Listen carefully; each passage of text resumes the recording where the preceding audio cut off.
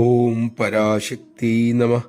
ഒരു ആശ്രമ അന്തേവാസി, ക്ഷിപ്രഗോപി. കുന്തമുന പോലെയുള്ള വാക്കുകൾ പൊടുന്നനെ പുറത്തു വരും. പൊള്ളിക്കുന്ന വാക്കുകളായിരിക്കും അത്. ഒരിക്കൽ അമ്മ അദ്ദേഹത്തോട് പറഞ്ഞു, മോൻ എന്നും ഡയറി എഴുതണം. കിടക്കും മുമ്പ് അന്നത്തെ പ്രധാന കാര്യങ്ങൾ എഴുതുക. എപ്പോഴൊക്കെ ദേഷ്യം വന്നു, എപ്പോഴൊക്കെ മറ്റുള്ളവർക്ക് സന്തോഷം കൊടുത്തു എന്നതും എഴുതണം. കച്ചവടക്കാരനെ പോലെ അതിലെ ലാഭനഷ്ടങ്ങൾ കണക്കാക്കണം. അദ്ദേഹം അമ്മ പറഞ്ഞത് അങ്ങനെ തന്നെ അനുസരിച്ചു. ക്രമേണ മാറ്റങ്ങൾ വരാൻ തുടങ്ങി.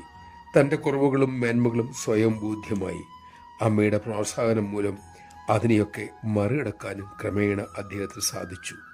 ഇന്ന് അദ്ദേഹത്തെ കണ്ടാൽ ദേഷ്യത്തിൻ്റെ കാര്യത്തിൽ പണ്ട് ദുർവാസവനെ പോലെയായിരുന്നു എന്ന് തോന്നുക പോലുമേ ഇല്ല.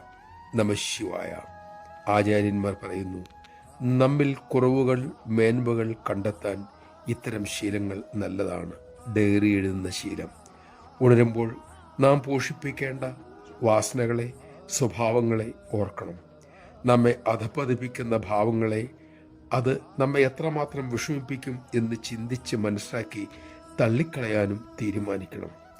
ആവശ്യമുള്ള സദ്ഗുണങ്ങൾ വളർത്തിയെടുക്കും എന്ന് പ്രതിജ്ഞ ചെയ്യുക. അതിനുള്ള ശക്തിക്കായി അമ്മയോട് പ്രാർത്ഥിക്കുക. ഡയറി എഴുതുമ്പോൾ അമ്മയോട് സംസാരിച്ചുകൊണ്ട് എഴുതുക. അത് അശുഭവാസനകളെ അകറ്റാനും അമ്മയുമായിട്ടുള്ള ബന്ധം ആഴത്തിലാക്കാനും സഹായിക്കും. അനുഭവസ്ഥർ വെളിപ്പെടുത്തിയ ഈ വഴി നമുക്കും ശീലിച്ചു നോക്കാം.